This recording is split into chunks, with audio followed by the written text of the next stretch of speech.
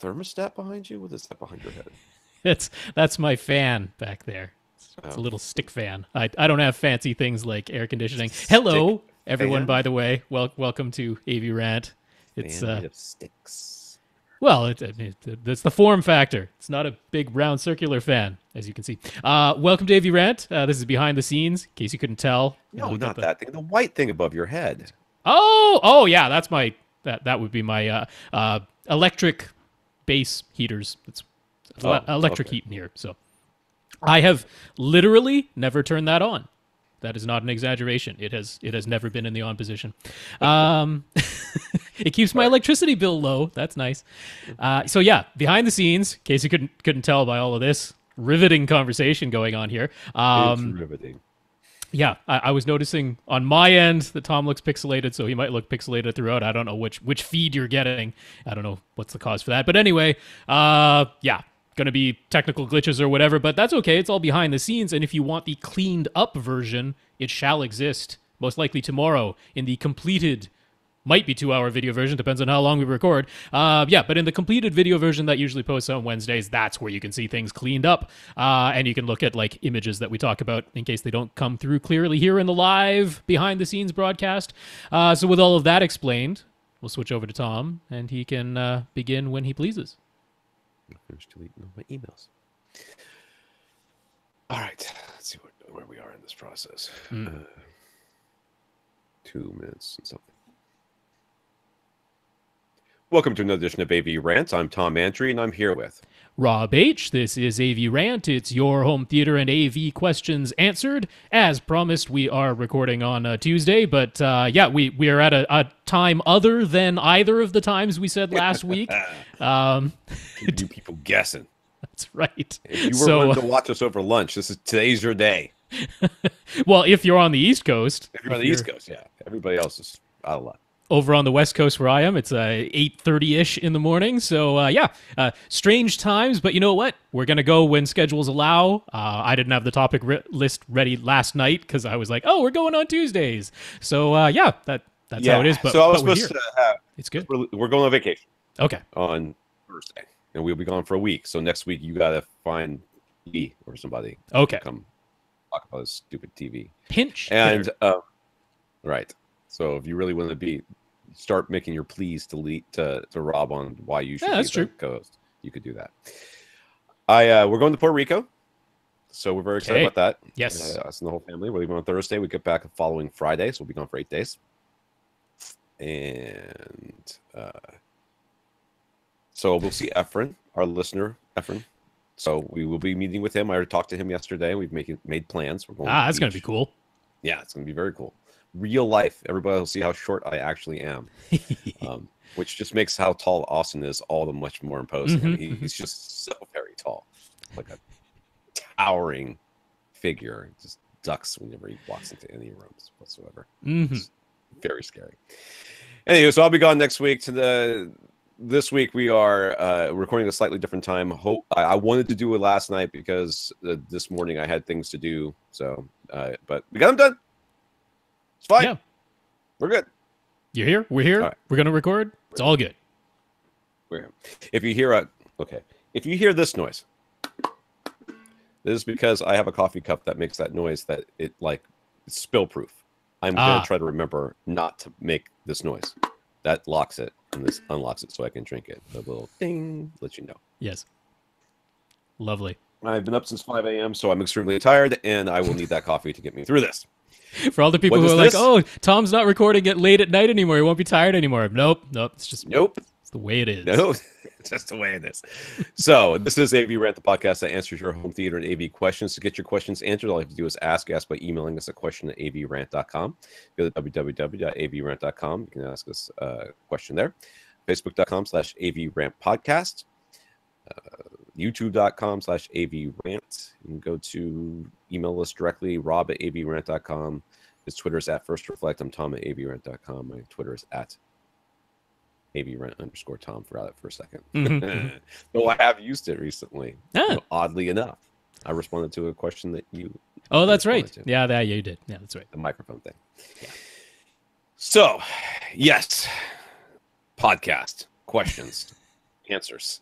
You, AV Home Theater. And if you want to check out the YouTube version over there at youtube.com/AVRant, I will mention that we're putting I am putting the times for individual questions in the show notes. So that's how you skip around to just find the one question that you want to. That's the method we were using there. I do list the times in the show notes on our website as well, avrant.com, but they're not links that like take you anywhere on the YouTube. They're links. You can click them and they go there. Right. Yeah. It's probably not good for our YouTube stuff. Like they want you. I think the amount of time people watch is an important metric. We're really not like paying attention. We just want YouTube to stay active. We don't make any money there. We don't put any effort into it other than just like, is it there? Are the times posted? That's it. Good enough. All right. So we want to thank our listeners for the week. Do we have any listeners for the week? I guess we do. We got our 61 patrons over at Patreon. Patreon.com is a service where you can sign up, and the monthly donation will be taken from you and given to us. Minimum of $1, maximum of infinity. So we have 61 patrons. One of them is Niels. So we want to thank Niels for being one of our patrons, and the other 60 patrons as well. That's right. That's patreon.com/AVRant Podcast. And thanks so much to our 61 patrons. Thanks, Niels, for being one of them. That's right. And we want to thank Chris for offering to give away an Insteon hub. So again, I really did not well plan out this giveaway. The timing. I will be in Puerto Rico when I'm supposed to be giving this thing away. This is your last opportunity to get in there if you're hearing this. So June 30th is the cutoff date. That's Tom's email time. So if it says something later than June 30th on his email stamp, no bueno. So I did say that in order to be considered, you had to tell me why. Okay. Right? Okay. Yep. So some people have not told me why. They just said they want it. And one person told me why, and what he wanted, or she, I think it was he, wanted was he's like, I have no use for this thing, but if you send it to me, I will sell it on eBay and give you guys the money. I was like, that's a pretty compelling reason for me to choose you. But I did not. The intention behind this thing. That's not what we're going for. Not what we're going for. So I will still randomly, I will put you in the order that you came in, and then use a random number generator to figure out who I'm giving it to. Gotcha. And that will be it. So, thank you to Chris for furnishing that Insteon hub for us to give away, and that'll be good. Sometime after June 30th, we'll say when. Not next week's, because I won't know the results. So you might. Oh, all right. If I pick it while I'm gone, okay. My wife was talking about having a devices-free vacation, to which I said, that sounds terrible. Yeah, that's not the world we live in anymore. Our children will be bothering us all the time. So I will see if I even get to bring my computer, which will have the emails on it. So, all right, let's go through the news here real quick. AMC theaters in the USA have introduced a monthly subscription plan called AMC Stubs A-List. It's a $20 a month plus tax service. With that subscription, or I guess it's not service, a subscription, you can watch up to 3 movies at AMC theaters every week. Yeah. 3 a week. Yeah. Your allowance resets every Friday morning, and other than it not being valid for special events, there don't appear to be any restrictions. You can use it for IMAX or Dolby Cinema at no extra charge. You can see the same movie more than once. You can use all 3 movies for the week in a single day. You can book tickets in advance with no reservation fee. I'm sure there's a convenience fee. Shut up. I don't believe it for a second. They already had AMC Stubs, which was $15 a month, and that got rid of all your fees. Yeah. So this is like an extra $5 a month on top of that for, I mean, it's not quite unlimited number of movies, but it's 3 a week. 3 a week. I mean, a Dolby Cinema ticket costs $20 anyway. Right. So if you saw one of those a month, that covers the cost of your subscription. If you see more than one, and you could potentially see, 12? Like that's a crazy good deal if you see a lot of movie. I mean, they're clearly going to try and kill Movie Pass. That seems to be what this is. I mean, obviously AMC Stubs A-List only works at AMC theaters, whereas Movie Pass works at pretty much all the theater chains. Right. But that's pretty compelling. I will just mention quickly. I was going to give that Cinemia service a try. Cinemia is like an alternative to Movie Pass, but they're available in Canada, which Movie Pass is not. So I was going to give them a try, even signed up for you have to sign up for a year at a time. They don't do it month by month. Wow. All of them are like that. Some commitment. I was like all prepared to go through with that, and that dealing with that company, I'm like, maybe they're okay. I finally got a response from someone on Twitter. They don't reply to their contact us form on their website. Their email address actually leads nowhere. They don't list a phone number. So shady, a little bit shady there. Got a response on Twitter. That was all right. But what was your question? I mean, what were you trying to ask? Can I not sign up anymore? Because there's no way to cancel. Oh. Without, like, if you activate, then you can cancel. But like, I don't want to activate. I don't trust you guys. So can you just remove me from your system? So they finally got back to me on Twitter. So I can't exactly give. No, they said they did. So, and I don't appear to be in their system anymore. Yeah, okay. So I cannot give a glowing recommendation of Cinemia. But if you are dealing with them, apparently hit them up on Twitter. That's the only place you will get a response. Them and the president. Blue Jeans Cable is introducing Series 3A active HDMI cables for lengths greater than 25 feet. They warn that they'd still prefer to use a passive HDMI cable, their Series FE for up to 15 feet, and their Series 1 for up to 25 feet, because an active HDMI cable is locked at the bitrate of the power chips inside. So the Series 3A is locked at 18 gigabits per second. There's no way to use them when 48 gigabits per second comes around, and there's a decent chance that a shorter passive cable will still work. Mm-hmm. But you need 18. But if you need 18 gigabits per second at 40 or 50 feet right now, the Series 3A should be showing up on their website and available to order pretty soon. So take a look at that. Yep, they showed the big shipment of boxes that have arrived now, so should be available momentarily if you want one that will for sure pass. Like when it's Blue Jeans cable, it's gonna pass the 18 gigabits per second, which is a question we might get to later, where somebody labeled it and it didn't. So I don't remember that question. Yeah, I thought I read through all of them, but whatever. Sushmit says, "Thank you for discussing his new basement setup." Did he correct our pronunciation of his name? He did not. I don't know if we're getting that right or wrong. So we don't know. If we're but close enough. He recognized to whom we were addressing our comments. So yeah. Anyways, maybe just recognize the setup. It's like, that's true. Maybe somebody's got the exact same setup as me. And he tends to go with our recommendations, whatever those were. His wife was keen on the idea of closing off the back of the home theater, so he's happy to hear the suggestion of adding a wall.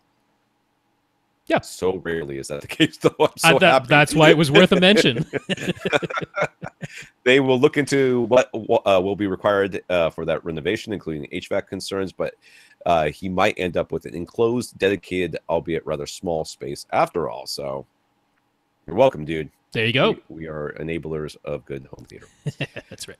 Robert G sent a link to Odyssey's explanation of their intentional mid-range compensation dip in their target frequency range, the response, which can be turned off manually with the older Odyssey Pro system or on newer models using the Odyssey Editor app. What the listener did email me a rather detailed email letting me know how to do that. Yes. And I didn't.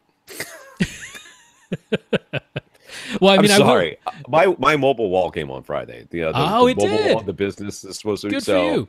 I've been extremely busy. Yes. Figuring this thing out and then resetting all the routes on there and then buying stuff, and it's just. That's why I was in the DMV. I was getting a license plate for the thing. You know what the DMV people do when you tell them you have a trailer connected to a mobile wall. The trailer is very small, but the mobile wall is very big, and they look at you like, "Got a picture of that?" I'm like, "Yep, I do." And they're like, "Huh." I'm gonna have to make a phone call. I'm like, I'm just gonna settle. I'm gonna settle in over here. Yep. I'm gonna be playing Words with Friends. You let me know when you guys figure this out. Check back in tomorrow.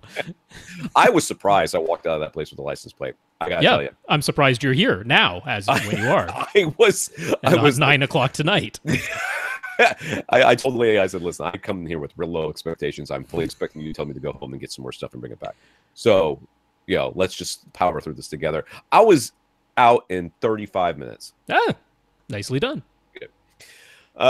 Tom K is slightly annoyed with us. Get in the chain, man. There's a line. You can downvote us on YouTube with that one other person who makes a point. Dude, he makes a point of it. Every video, 1 thumbs down. I still love that. We can't see who that is, I guess, huh? That's I don't know. I was noticing. I was like, there was a whole bunch that had 0 thumbs down for a while, and that he got back on board. Gave every single video a 1 thumbs down that didn't already have one. Fighting the good fight, that guy. He's gonna let the world know. Hate those guys. I assume it's me. I assume it's me he hates, and I think we should go with that assumption because you're a pretty likable dude. I assume it's got to be me that he hates. So Who knows? I don't want you to have any bruised ego about. Dude, I find it humorous. I'm going to be disappointed if that person goes away. See, you're making his day. That's right. Maybe he's your mom. Maybe she's like, oh, that is definitely not the case. That would be Rob's. Anyway, so Tom is annoyed with us. We so often say something along the lines of, some little content is played out of surround back speakers.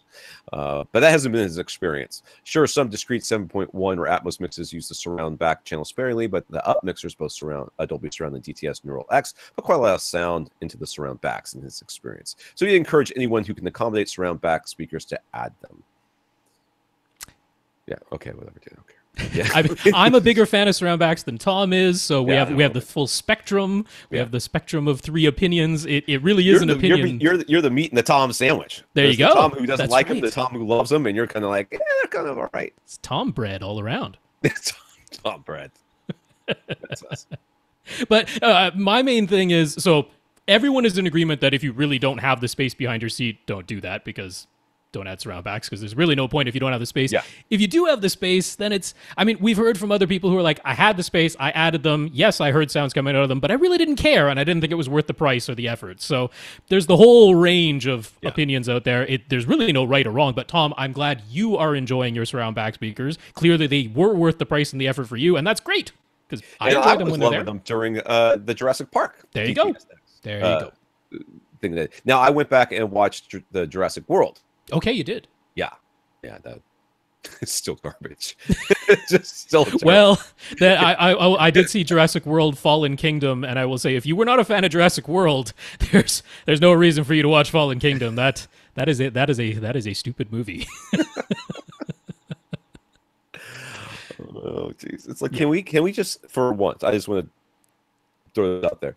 Can we move past the dinosaurs are in the park? People are in the park with the dinosaurs, and then dinosaurs get loose. That is I know that when we went to San Diego, it went horribly awry. I know that. Yep. But surely there's another plot that could be applied to dinosaurs. All the things you just mentioned, I won't give full spoilers, not that you probably care about this one, but really all the things you just mentioned, yeah, you would be very disappointed with Fallen World.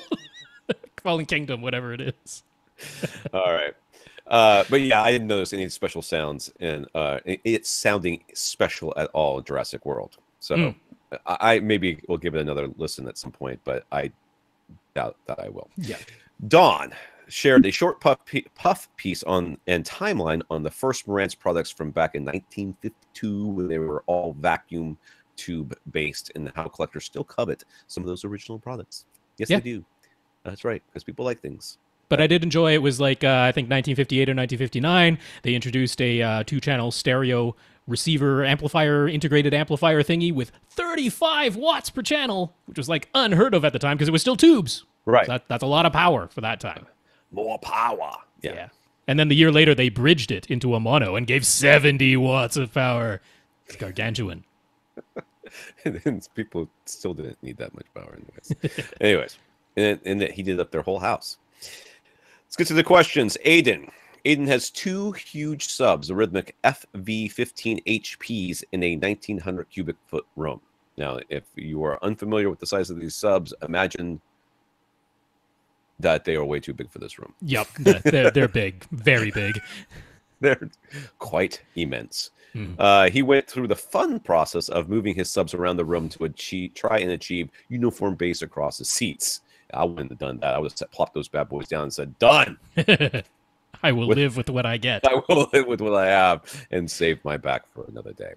He got things to where his measurements don't perfectly overlap, but for the most part, both seats show the frequency response going up at the same frequencies and down at the same frequencies. And I guess there's a graph that you may or may not be seeing on YouTube, depending on which video you're watching.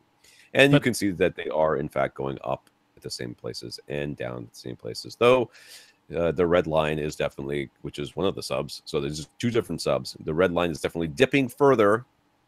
Well, these are actually 2 different seats that we're looking at right now. 2 different seats. So the subs are playing together, and this is what we're getting at, 2 different seats. Okay, so one seat is dipping lower Yes. Than the other one. There's a bit more peakiness around 40 hertz at that same But seat. in general, this is they are kind of what we're looking for, which is that overall, the shapes of the two graphs across two seats are quite similar. Things are going up, things are going down at the same frequencies overall. So with that much accomplished, you ran Odyssey. And when you ran Odyssey, we see that the results, while not a perfectly flat line, the blue trace showing his primary seat is pretty darn flat all the way across. So there's one measurement that looks real good. It's probably within, mostly it's within 3 dB all the way across. Plus or minus 3 dB, because the median line there is 95 decibels, the line above it is 100, the line below it is 90, and it's well within the boundaries of that 90 to 100. So yeah, 65 up to about 65 hertz. It's pretty good all the way around. Almost, I guess I was almost a 70 hertz, and then it starts to roll off, and that's probably the crossover. Anyway. That is the crossover, yeah. So, but the other seat still has a big dip at 50 hertz. I'm not reading anymore. I forgot. Anyways, well, that's exactly what it said. So you skip to the last paragraph. The other one has a big dip at 50 hertz still, and a peak at 60. But the rest of it is pretty okay and follows generally the other line. That's right. He doesn't have an unlimited dual subwoofer placement options, so this is what the most uniform bass he was able to achieve. Is there any room for improvement? He's open to suggestions. Did he mention any bass trapping in this room? Not. He didn't mention explicitly, so I don't know. I guess that would be the only thing that I would suggest that you might be able to do. That's tough at 50, though. I mean, that second seat is clearly just it's in a null right around that 50 hertz mark. It's a cancellation right there. Yeah. And the seat next to it, the primary seat, is not in that cancellation, and that's what happens. So there's very little you can do about that 50 hertz cancellation in that second seat. I would guess even moving the subs isn't likely to make a huge difference because it's the dimensions of your room combined with the position of that seat. Right. You have to either move the seat or change the room. Yeah. So, can you scoot your chairs forward a little bit or back a little bit? Is that an option? If it's not, then don't sit in that seat. That would be my recommendation. Well, his primary seat is where he's sitting, and that one looks darn good. Really have to say that's a darn good result. Yeah. And I'm glad to see that Odyssey was able to make that much. Because I mean, if you look at the original results, while they're fairly uniform, you go from that to what Odyssey managed to do with the correction. That's impressive, honestly. It is. So I know you guys can't see it on the audio only, only or whatever, but there was the around 10 hertz, which is something you can't even hear anyways. It was way up at like 103 dB, and then at 30 hertz is all the way down at 85. Yeah, depending on which seat you're looking at. So, and then that whole range basically got really well sorted out. So now from 20 hertz, if we just look from 20 hertz up to, what did I say, let's go up to 40. 20 hertz to 40 is basically flat. Yeah. And before it was going at 20 it was 95 dB, and at 30 it was all the way down to 85 dB, and then at 40 it was back up to 97 dB.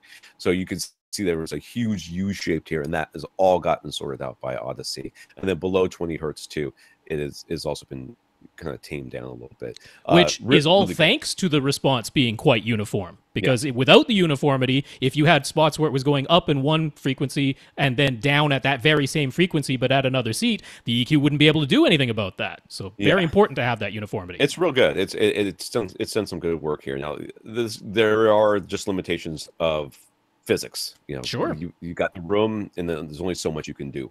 So this is what we can do now that we couldn't do 10 years ago. 10 years ago, we had no Odyssey, and we had no idea where to place your subs properly. We really didn't. Everybody was just guessing. And no one was guessing opposing corners. Believe me, no one was guessing that. They were all guessing right at the front of the room next to your main speakers. Yeah, the only thing you could do beyond what you've done, because you're like, he's pretty much used all the position combinations that are available to him. So the only thing that is conceivable to be done beyond what you've already done would be to try using the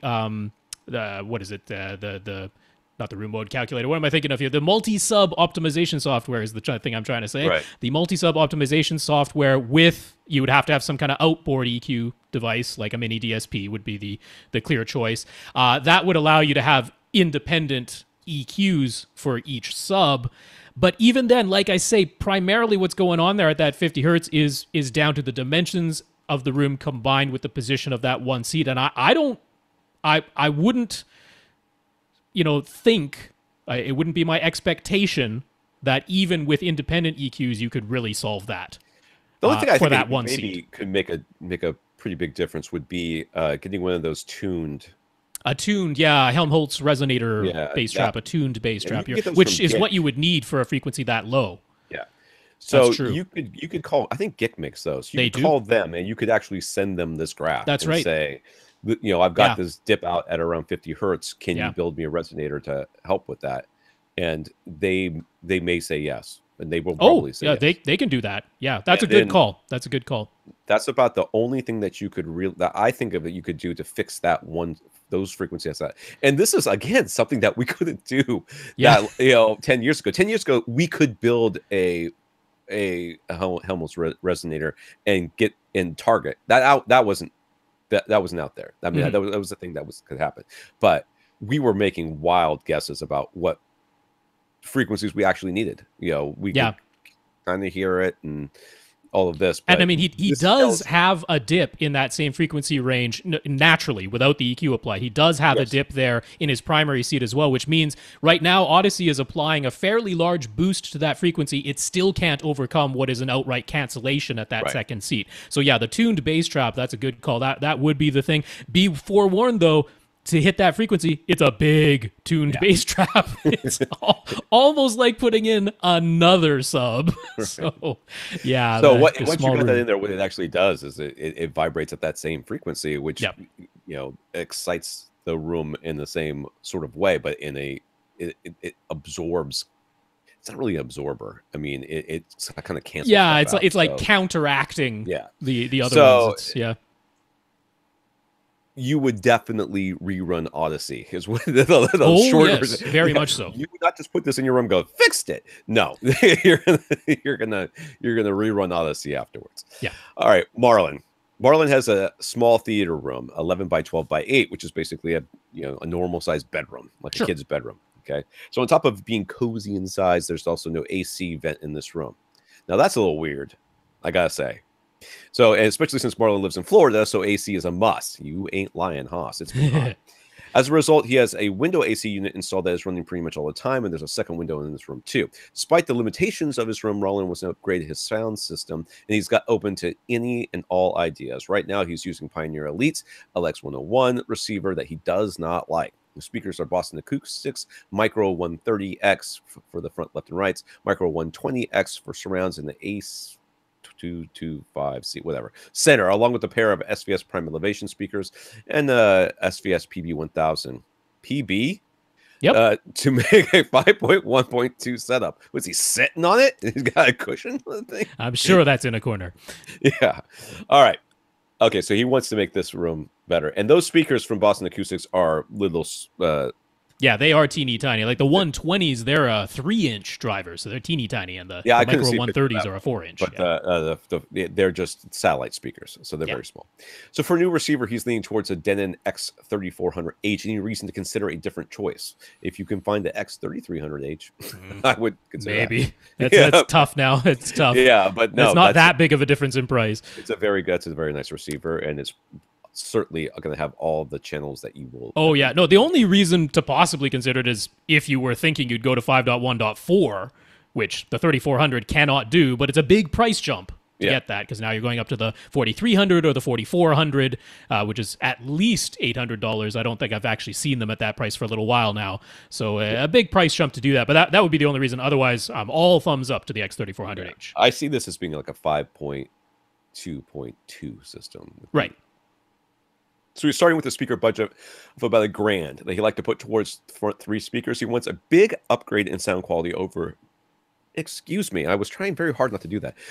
Over his Boston Acoustics Micro, whatever. He wants a wow factor. A current frontrunner he has in mind would be 3 identical RBH R515E speakers from their new Impression Elite series, but he's not locked into that choice. He does wonder if we think they might be physically too large for his small space. So what do we recommend most highly? Well, I really like RBH. I like that choice a lot. Yeah. The only thing I would say is I don't think you need 3 of the 515s. I think you get 1 of the 515s as your center, and then you get the R5s, the bookshelf model, as your front, left, right. I don't think you need 3 of the woofer, tweeter, woofer models. Yeah. That seems highly unnecessary in this room size to me. Yeah. I would agree with that. When somebody comes to me and they say, I was thinking about buying these speakers, do you have any other suggestions? And I like the speakers. I kind of don't have any other suggestions. I mean, there's stuff out there that you could definitely look into. Oh, sure. Yeah. I mean, there's alternatives at this price point, to be sure. You got the SVS Prime series, you got the Aperion Intimus series, you've got Ascend Acoustics, their SE series. These are all in that price point, and I like all of those speakers very much. The Kef Q series, I think you'd be closer to about $1,200, and that center is huge in that new series, so I'd be a little bit hesitant on that, but very nice sounding speakers, to be sure, close to the same price point. So lots of alternatives, but I don't see a big reason to push you away from the RBH's, the Impression Elite series, which uses the MC series drivers from before, which I like a lot. That's really what's something that sells it for me, is the fact that you're not going for like the stock EMP tech. Now they did even of which are good. Yeah, those are good. Those sound great, but you're looking for a big. It's hard for me when somebody says I want real wow factor. Yeah. Although compared to those little satellites, I think it'll deliver a wow. I mean, I believe so too. Yeah. I believe so too. But it's very hard. When I think of wow, I think of going from no sub to a sub. Oh, right, sure. You know what I mean? Or I think of going from 2-channel to multi. Or going to something that has an obvious character to it, which gives you a wow at first, but over time becomes annoying. Sure. So I think that you're going to really enjoy those speakers, and I think they're going to sound fantastic. That's a really good choice. I have no reason to urge you to go away from that. But yeah, I would just say save even a little bit more money and just get the R5s as your front, left, right, because they will absolutely have enough output for your small room. Oh yeah, absolutely, 100%. So he's prioritizing the front 3 speakers, but what are our thoughts about his surrounds? Can he just continue to use a pair of his Boston Acoustics micro speakers, or should he plan to eventually upgrade his surrounds also?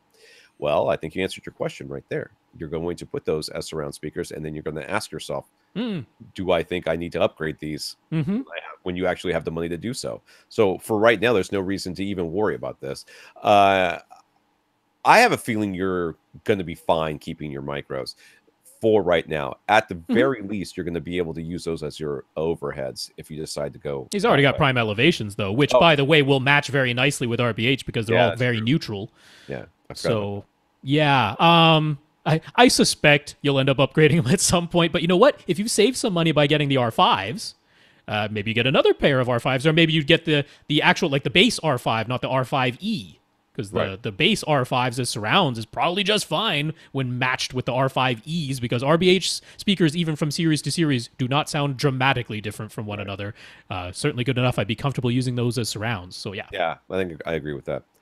So he wants to add a second subwoofer, but the second PB1000 would simply take up too much room. So what should he do? Should he sell his PB1000 and go for a pair of SB1000s? Or should he keep his PB1000 and a smaller subwoofer model as his second sub? Or is there some way to tackle this that would be much better? You're in such a small room. I want to tell you to sell the PB and buy 2 SBs. To be honest with you, I'm rather in favor of that if you're willing to do so. Yeah. To me, I don't really think that the PB is giving you all that much that you can't get from the SB. No, remember, in this room size. This room size, the PB ported box versus SB sealed box, the performances are slightly different. As far as how low they can hit, stuff like that. But in this room, when you're almost certainly corner loading these bad boys, I think the space savings and and the benefits of having 2 subs is just so much. It's so much better than. That's better. I think it's preferable over having 2 of the. Trying to squeeze 2 of the larger subs in here. Yeah. Now, if you decide to keep, you're like, I want to keep the PB. You can't tell me to get rid of it. Fine, keep it. I don't care. And if you added the SB1000 to it, I'd be like, yep, that's fine. You can do that too. Yeah, I think you'd be quite okay with that. Yep. My number one choice would be sell it and get two SB1000s just for the space savings and for just aesthetic concerns. Plus, if you do need to move it around a bit to get uniform response without big dips, a lot easier to move the SBs. Yeah, well, a lot more placement options. That's right. You know, the PB1000 is not that heavy, but right. it is, you know, it is still physically large, which means you'll be able to put it in fewer places. So That's right. SB1000s you can put in more places. But if you decide that, you know, so my first choice would be to sell the PB, get two SBs. My second choice would be keep the PB, get an SB, and my third choice would be you should pick one of the first two choices. So yeah, I don't know how long ago he bought his PB1000. It's never a bad idea to call SVS because if it was like within a year, they might be like, send it back. We'll give you two of the SB1000s for the difference in price. They're quite accommodating about those sorts of things. So we're gonna hear more about SVS customer service coming up pretty soon here, and I think this is a function. Hearing about their customer service is a function of them becoming more and more popular too. Right. So, Infinite Gary. For Gary's exercise room with his pair of self-powered Dynaudio speakers, he decided to lay down a big rug to cover a good portion of his hardwood floor. The rug by itself wasn't enough to reduce the reverberation in this room to a level that Gary finds satisfying. So he decided to also add some absorption panels from Acoustimac to his rear wall and side walls. Yeah, the image I showed was not the rug. That's the old photo. So more of the floor is now covered versus okay. old. He hasn't sent in a new photo of the new setup yet. As an aside, Acoustimac has a pretty large selection of stock photo images ready to print on their art panels now. So it's worth browsing their catalog if you want to printed panels but don't want the trouble of sending your own images or worrying about copyright issues. But back to his room. Gary's carpet guy, he's got a guy for carpet. He's got a guy. Said that his carpet guy is for his hair. Okay, it's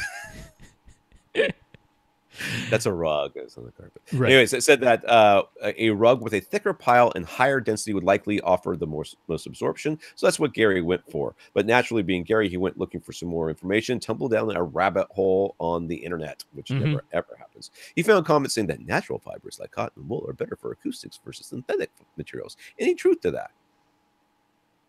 No. Maybe. Depends on what synthetic fibers you're talking about. I mean, the insulation in your walls is a synthetic fiber. Well, it's fiberglass or rock wool. Where do you find the fiberglass spinning bees? That's right. That we all use. I mean, who's saying this stuff? I don't know. Who says all kinds of stuff? Man, the internet's dumb.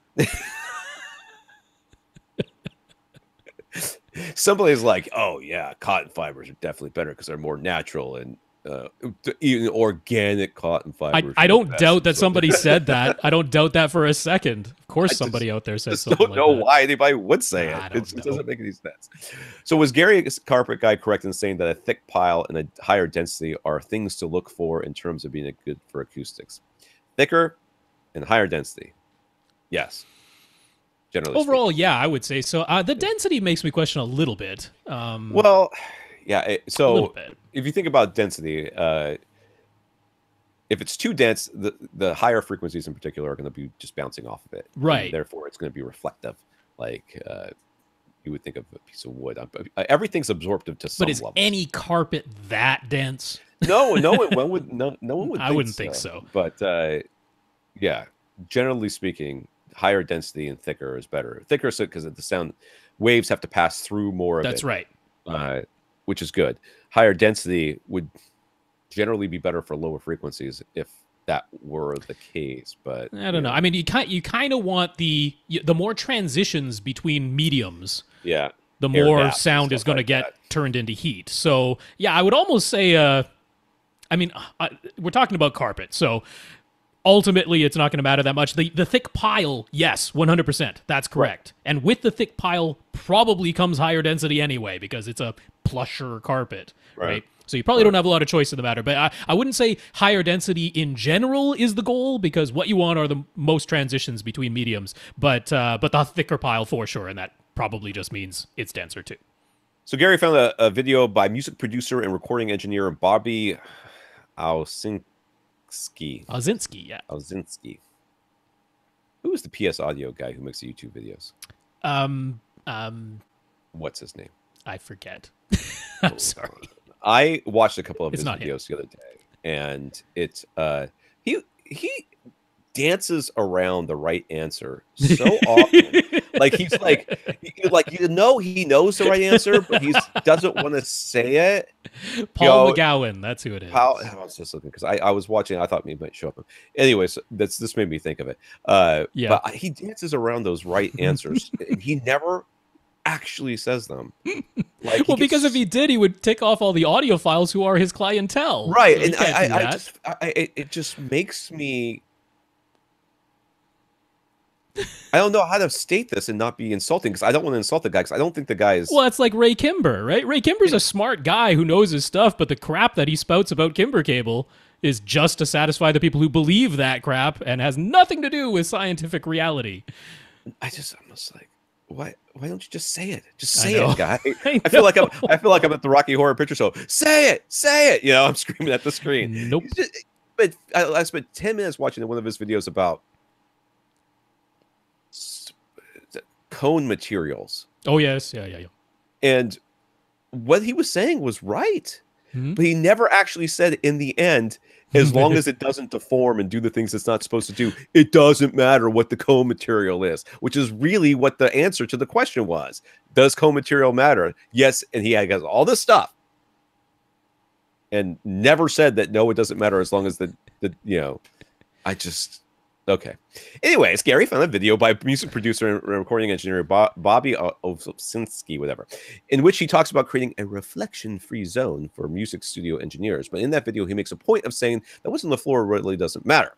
His only concern is that the floor isn't too dead because it sounds unnatural if you get absolutely no reflections from the floor. But he says carpet, wood, concrete, it really doesn't matter. So is Gary's concerned about the carpet all for nothing, or do we have a different take? A reflection-free zone? That means he's 100% treating all of the walls. He's treating the walls and the ceiling. He was all about the walls and the ceiling, but doesn't care about the floor. Treat all your walls and ceilings. Then I will tell you, I don't care what's on the floor. I mean, I guess that's kind of true. More important is that he was talking about a mixing station. Yeah, where you're very close to the speakers, and the thing that's in between the speakers and you is your mixing desk. And not which even is the floor. Anyways. Yeah. So at which point, I kind of agree. In that scenario, the floor probably doesn't matter because I doubt that reflection is ever getting to the floor. It's hitting your console. It's hitting your desk and getting to yours before it hits the floor. In a listening room, this is sort of self-explanatory because go into any room that has bare floors, bare walls, and all that, and even just talk to yourself and you hear the reverb, and then carpet the place or put a big rug in it, and the reverb gets cut down. Maybe not to the same extent as having treated the walls and ceiling as well, but the carpet clearly makes a difference. So that it answers itself. Well, it's sort of like the live end, dead end thing too. Yeah, right. We talk about that every once in a while, where we have a live end of a room and a dead end of the room. They used to do this back. Yes. But they used to take and overly treat the front half of the room or the front wall and the side make it walls. really absorptive up front. Really absorptive, and then they would have behind you. They would not treat it at all. Yeah, or and then they started doing diffusion back there instead. But so the thing here is that if you have treated all the walls in the ceiling in your room, and then you also treat the floor, you're basically created an anechoic or a semi-anechoic chamber, and it's gonna sound super weird. Overly dead. Yeah, I mean, it goes back to that 30-70 rule that I go by, right? Yeah. About 30% of the surfaces being absorptive, about 70% not being absorptive, but the floor counts. The floor counts. So if you have treated the walls and the ceiling, then you also treat the floor, it becomes too dead. You've gone past the 30% mark.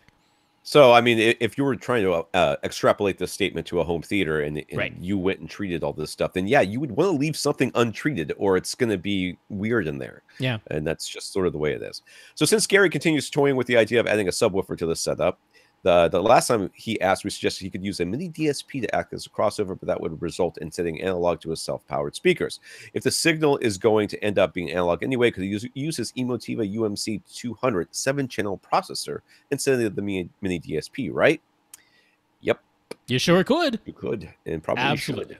To be honest with you, if you've got one lying around, that's right. Might as well use it for something. So yes, I was not thinking that you had a device on hand that could be used as a crossover. In which case, assume at this point that Gary's got like a warehouse. But at which case, the mini DSP is an inexpensive way of doing it because that was really the only thing he needed was a crossover. But if you already have a pre-pro hanging around doing nothing else in any other room, by all means, that will be your crossover. Yes, Earl bought dual SVS SB16 Ultra subs, and after enjoying them for a month and a half, one of them suffered an amp failure, and it happened on Father's Day, because of course it did. Yeah. He spoke with Ed Mullen from SVS and mentioned that he had heard about other Ultra Series and 4000 Series owners having similar amp failures.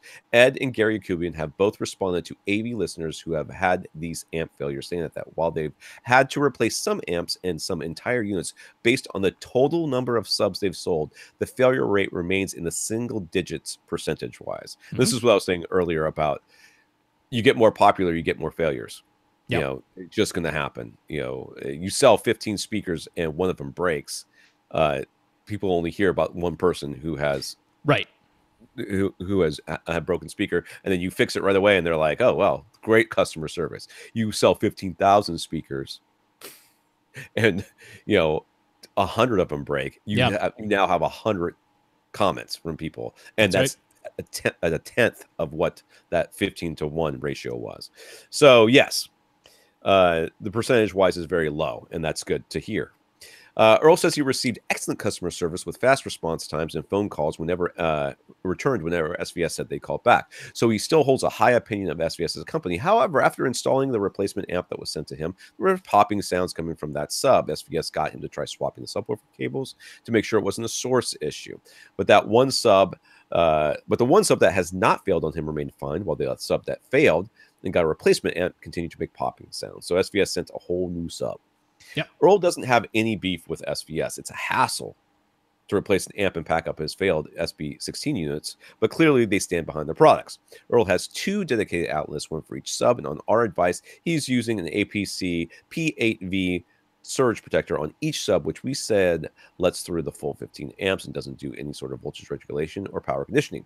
So does that eliminate electrical issues as a potential culprit for having caused a subwoofer failure? Not entirely.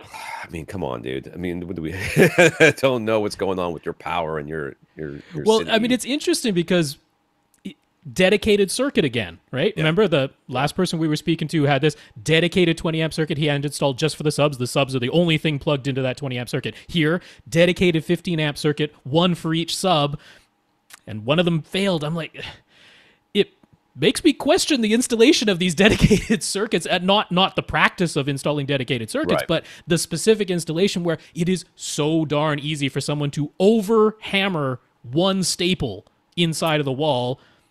That happens all the time. I mean, there's got to be a better design, frankly. It's amazing we're still doing it that way, but that is what we still do. So it doesn't explain the popping stuff, which it does not. It does not. You're right. Be any number of things there, and it could just he had a bad unit. It does happen. It's not completely out. So yeah, I mean that's the most likely thing is you did just have one bad SB16 Ultra. It sucks when you're the person who's among the very small number of people that it happens to.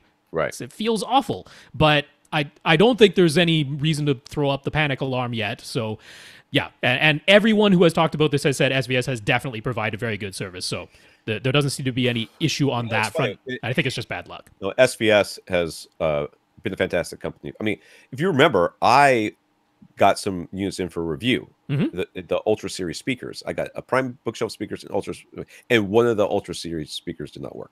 Mm. I mean, that happened to me. Yep. I did not ask them to send me another one because I didn't want to deal with it. To be honest with you, and there you go, which is also fair. I mean, I understand the hassle factor of it. It is a pain. Yeah.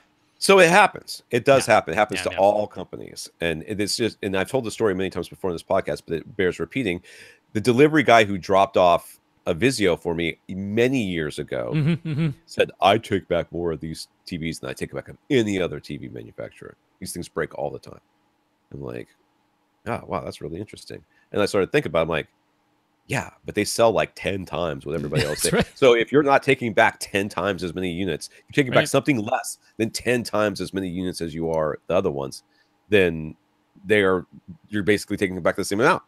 You know, it's important to remember the echo chamber part of this as well, which is you hear about it. I mean, the thing is sometimes we ourselves have talked about the same person's one failure on multiple occasions, which makes it sound like a lot more people, but it's really one person. Right. And you go to the forum and there's like 5 people who just won't stop talking about it in every thread where the company is mentioned. Yeah, they're the same and that sounds like a lot of people, but it's 5 people total. You know what I mean? They press thumbs down on every one of their videos. Somebody gets on a crusade and they're on it. Now, that being said, we are not above.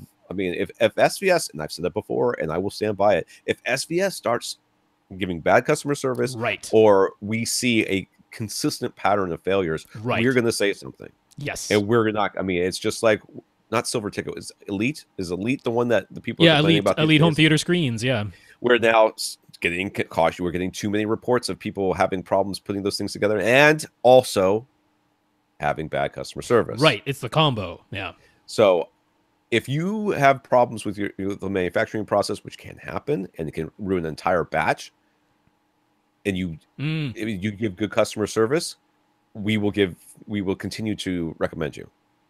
Yeah. But if either one of those things fails, then you are going to be on the not recommended list. For Earl himself and anyone like Earl, we do want to hear about this stuff because absolutely, you know, we're only 2 guys and we're not going to, you know, buy a new whatever like every single week until we find failures. Like we rely on people letting us know. So that's important. And then I wanted to mention on the electrical issue side of things, just to bring it up, we did do an interview with Charlie Jones from SurgeX, and he mentioned how they have a product. So it's a pretty pricey product if you were to buy it. But he's mentioned how there are some installers and places that are dealers for SurgeX products who have started renting out this product. I forget the exact model that he mentioned in there, but it's a device that sits on an electrical outlet and basically records every electrical event that takes place. Right. Which, like, when you're not dealing with a big surge or something that trips a break or blows a fuse or whatever, how do you know? It could be happening in the middle of the night. There's little small surges that are going on, which can degrade a device like the P8V, which just uses metal oxide varistors, just uses those MOV devices, which do degrade over time. If they keep getting hit with small surges, they do degrade over time. They have a lifespan to them. And there's no way to know that unless you're tracking those events. So I'm not sure how easy it is, but you can get in touch with Charlie directly. If you listen to that podcast, he gives out his email address at the very end of it there. So you can get in touch with him directly and see if there might be a way of if this is happening again, to maybe rent one of those devices and see if there is an issue with that electrical outlet. Right. And you could just contact SurgeX too and find out if they know of any dealers in your area that will, lend it to you for a price. Yeah. You know what I mean? That's right. Give it a try, or maybe they provide a service that does it or something. I don't know. Yeah. Bob in the Philippines. Bob bought an LG OLED TV. He had hardwired it to his modem and subscribed to the Philippines version of Netflix. I did not know that there was a Philippines version of Netflix. But doesn't surprise me though. Netflix is everywhere. Everywhere. Hey, do you remember when they came to Australia? Because I did, because I was there. I remember when they came to Canada, yes. Yeah. Everything is streaming flawlessly, but he's disappointed by the selection of available titles, as there's a ton of content he can see is available on the U.S. version of Netflix that isn't available to him with the Philippines version. That being said, Luke Cage Season 2 just came out. It did. I started watching that. Yeah, the Netflix originals will be there no matter what country you're in. No opinion yet from that, but here we go. So he's toying with the idea of using a VPN with one of the reputable VPN providers. He's getting right around 100 megabits. Is it megabits? Megabits per second bandwidth from his ISP. So he's hoping he'll still have good bandwidth after the signal has gone through the VPN. But is it legal? He has no problems with paying US Netflix for their full subscription, and he isn't trying to use the VPN to get around any charges or pirate or download illegal content or anything. Will his ISP shut him down if he tries this? Okay, so let's just talk about it in general.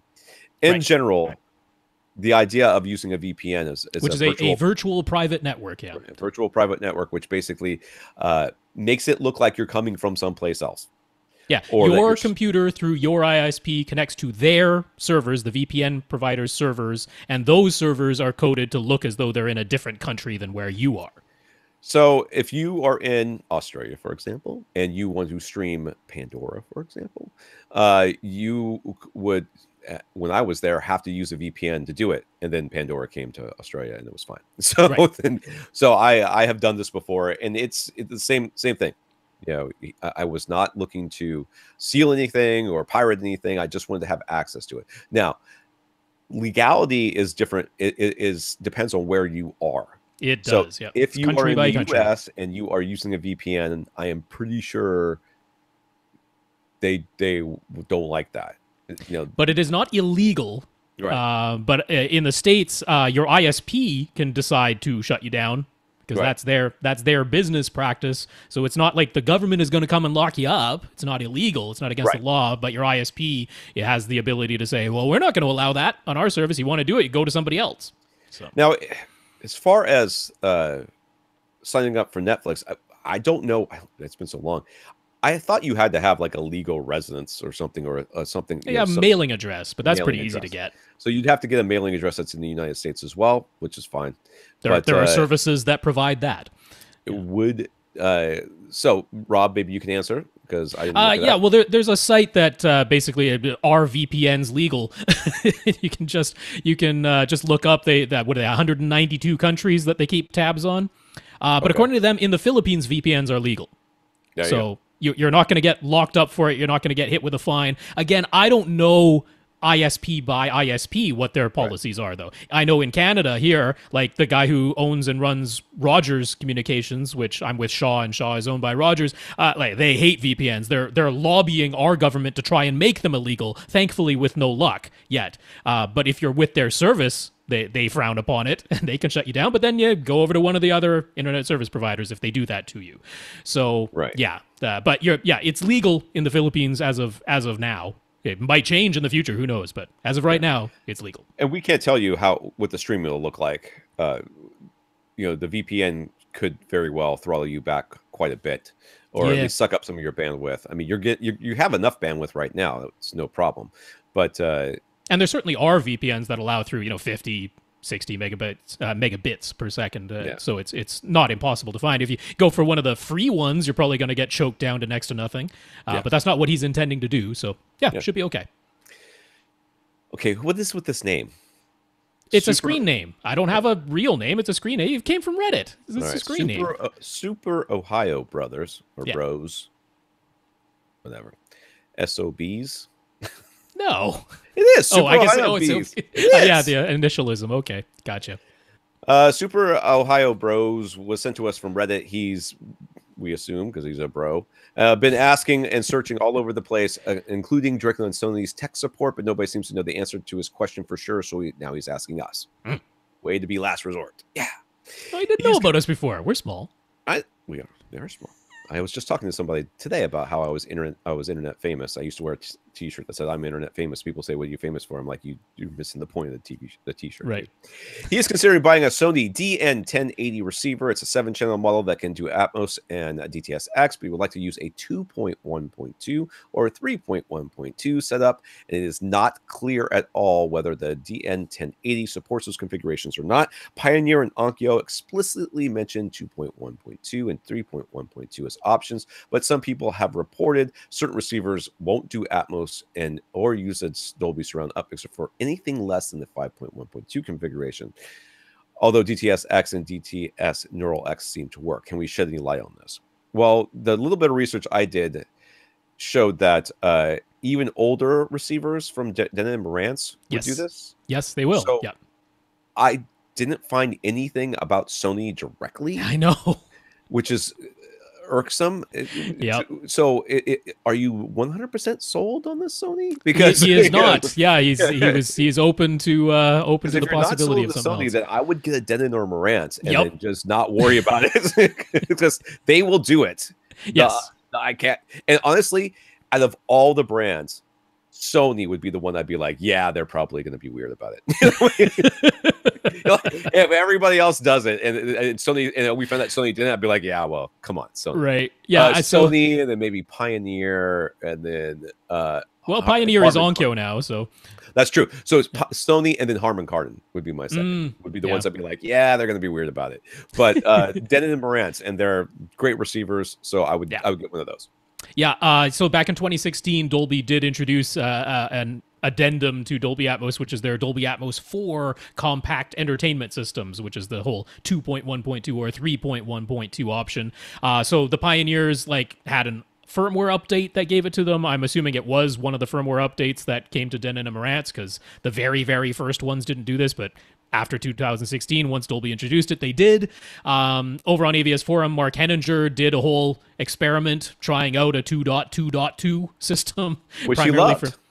Primarily for music listening, but that was with Denon and Marantz AV receivers. I temporarily configured my own SR7010 from Marantz, which is a little bit older model, and it totally worked. 2.1.2 and 3.1.2 absolutely worked. Atmos still came up as Atmos. Dolby Surround Upmixer still upmixed into the front heights, which were the only ones remaining in that setup. So, yeah, get a Denon or Marantz. Those are the ones we'd recommend anyway, and it does the thing you want to do, and it's probably cheaper if you get it from Accessories for Less. Sony doesn't go through Accessories for Less, so yeah. There you go.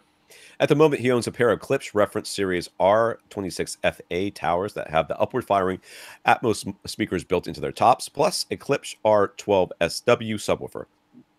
Excuse me again. He doesn't yet own a center speaker, but he figures the matching R25C from Klipsch reference series would be the obvious choice. Any reason to go with something different, or will the Klipsch center be the best match to his existing towers? If you're going to stick with those towers, I would definitely get that center. Yes, or I agree. I would just live with this Phantom Center, because it sounds like it's just you. I mean, if it's a bunch of other people, then yes, get the center. But if it's just you sitting between those two speakers, what do you need the center for? Could be. But yeah, if you're going to get a center, I'd get that one. I'd get the matching series from Klipsch, the Klipsch reference series. There is only one center in that series, which is the R25C that you mentioned. So yeah, I would get that. Yep. Do we have any experience using a 2.1.2 or a 3.1.2 setup? Some people seem to think that it nicely enhances a traditional two-channel setup, particularly for music, while other people are purists who would much rather have surrounds than heights. If he had the space and the budget, he'd consider 5.1.2 for sure. But for now, is 2.1.2 or 3.1.2 the way to go, or would we advise against it? Dude, you've got the speakers. Yeah, they're already built into your towers. You've already got them. There's no play. I would, if they were my speakers, I would 100% use them, even if I thought they didn't make a difference. Oh, yeah. Why else? I mean, it's not like they're not doing anything. And you can always just switch to the stereo listening mode, which makes no changes to your physical configuration. Right. It just turns off the overhead speakers once you're out of Dolby Surround mode.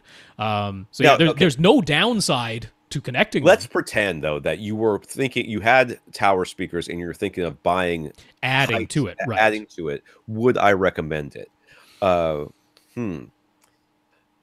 My honest opinion would be that I would say you can, but don't be surprised if you don't notice a huge difference. That's what I would probably say. But you know, these other people who have done this and have said that they've experienced a massive difference to the point where they couldn't even believe that that wasn't a full surround sound system, which, by the way, hyperbole much. I don't expect you to have that experience, but some people seem to have. So, you know, maybe that'll be you too. I would just be cautious about it. It's tricky. I mean, I didn't spend a lot of time with my system configured as 2.1.2. I don't do a ton of dedicated music listening in my home theater anyway. I mostly listen on headphones if I'm listening to music. So from my perspective, I mean, there was a difference in sound. It was audibly different. I have physical front height speakers that are up high. I don't have the upward firing bouncy off the ceiling speakers. So there was an audible difference. I'd have to spend more time with it to decide which one I preferred, and it would probably change music by music. Probably change depending on the particular thing I was listening to. I wasn't against it. I wasn't hugely for it. My favorite up mixer remains the DTS Neo X up mixer, which we don't have anymore. That was my favorite up mixer by quite a wide margin for music listening, but it's gone now, and I don't like Neural X as much as I used to like Neo X. So mostly when I do listen to music in my theater, which isn't very often, but when I do, I usually just listen in stereo. I just go right back to this is what was on the source, and this is what's coming out of my speakers, and that tends to be what I do. I would not really worry about purists. It's opinion. It's pure opinion. It's not just opinion. It's exclusionary. There's that too. People like to be exclusionary. They like to exclude other people and feel superior. Exactly. Yeah. So, I mean, I tend to be more of a purist. I tend not to use the up mixing stuff until I got Atmos speakers, and then I was like, I gotta use it because they're up there. They're up there. Feels like a lot of speakers to go unused. Yeah, especially when you're using them. Xbox One and you're getting stereo, but it says Dolby Atmos. You're like, wow, yes, very Atmos-y coming from those two speakers. That, but I would not put any stock into that. You know what? You've got the speakers, get the new receiver, try it out, and then see what you think. You may love it, you may hate it, or you may think nothing of it. In which case, you will know. There you go. Damien on Twitter. First up, we need to keep in mind that Damien knows he will be moving in the not too distant future, but he doesn't know what his future theater room will look like yet. He's been itching to pull the trigger on a receiver purchase and speaker purchases, but we've kept insisting they should wait until he has his new house and knows the exact size and setup of his new room. He has taken Tom's advice and made himself a spreadsheet to keep track of the products and the additions and the things that he likes. Good. All right. And then in the meantime, though, he still has his current setup, and now that he has a list of some of the gear he knows he likes, he's itching to buy something right now. Okay, sir, get a pair of headphones. Can you get a pair of headphones? Is that okay? Can we just do headphones?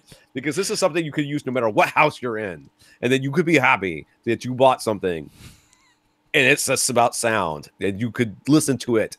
And you're to do that. Headphones. I'm betting he's worried that like so much money is going to go into the house that he won't have money left over to buy anything after having bought the house. So he's like, I think you're going buy to it first. Lockdown. Yeah, I understand that. That makes sense to me. But the real biggest advice fight my wife and I ever had in our entire lives was after we bought this house. And that was when my knee went out and my surgery. After surgery, and we had spent. Our deductible was ridiculous, and we had spent the money on this house. I was out of work. I was laid up. I didn't have any, whatever. It wasn't that kind of job where you could get comp time and all that other stuff. And so I wasn't getting paid. And her stress levels got to 99 out of 10, and that was the biggest fight we ever had. It was right after buying this house. So you, sir, if this isn't indeed the case, you were thinking, I better buy it now or I'm not going to have the money. You are probably right. Yep. But it's not going to make you feel any better. When the fight does happen, it's just going to be more fuel for the fire. So I'm telling you, headphones, but let's go. He could expand, he says, to a 5.2.2 Atmos right now, and he hopes his near future setup will be 7.2.4. Are the Focal Little Birds a safe enough choice that he could buy 2 pairs of them right now before Accessories for Less potentially runs out of stock? Well, if you're using them for overhead speakers, I have no problem saying that. I mean, you're almost certainly not going to be in a room that has like 20-foot ceilings. A cathedral. Just don't choose that. Not every room in your house can't be that. So, but this is the thing. Again, you may end up in a house that does not have a room, and you're just going to end up in your great room that's open to your second floor, and you're not going to be able to run speaker wire up the wall, and you're not going to be able to do all this stuff, and then you're going to have these Focal Little Bird speakers and have nothing to do with them. So, no, you cannot buy. But well, I would say that out of all the things you could buy right now, is gonna love me. I know. As our girlfriend or boyfriend, whatever, they're gonna love me. I am saving them. Out of all the things you could buy, this one is pretty safe in my opinion. It's pretty safe. I'm telling you, I think it's safe too. Yeah, but it's not 100%. The chances of Little Birds not working as your Atmos speakers is very low. You can't guarantee it, but I won't say very low. I would say, I mean, it all depends on what's the importance that is being placed on this home theater. It's like number 1 or 2 on your list, surely. But for your partner, what are they worried about? Are they like, because my wife, when we went in looking for houses, the first question we always ask is, where's the home theater going to go? Because that at the time I was still working for Audiaholics, and it was part of the job. And I was like, I'm not buying another house that doesn't have a home theater in it. Yeah. Or at least a home theater space. And I was considering houses that had tile floors and that the home theater would have been next to the kitchen, and you have to right next to the sliding glass doors. I was considering spaces like that because other things about the house were very good. The kitchen was amazing. The neighborhood was good. It was close to my wife's work, that sort of thing. I ended up getting lucky and finding this house, but you may not. And you may end up finding a house that you're like, okay, all the rest of the stuff is so good, we have to buy it, and we'll just make the home theater work. In which case, you may end up with a box of little birds that your wife is going to throw at your face.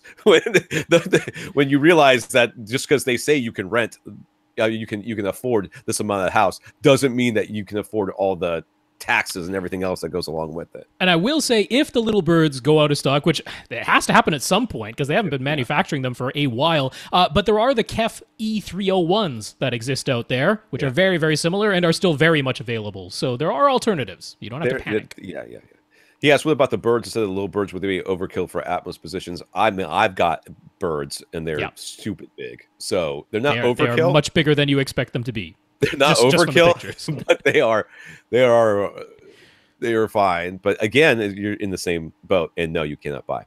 Should he go to the trouble of ceiling mounting the little birds in his current setup, or should he wall mount them and angle them towards the listening position, a bit like how the SVS Prime elevation speakers would be likely to be installed? Well, since you're not buying them, it doesn't matter. But if you did buy them against my recommendation, I would put them on the ceiling and angle them down. Yeah, I mean, I would follow Dolby's recommendations for placement as closely as I could. So I would mount them on the ceiling if that's a thing that you're able to do. If you're not, then by all means, yes, you go to the side walls and you do the best that you can. You get as close to Dolby's recommendations as you can, within reason. One of Damon's favorite speaker auditions so far has been the Paradigm Monitor V7 series. They're a front runner on his spreadsheet, but the 7 series has been discontinued, now replaced with the new Monitor SE series. So should he pounce on the clearance Monitor V7 series?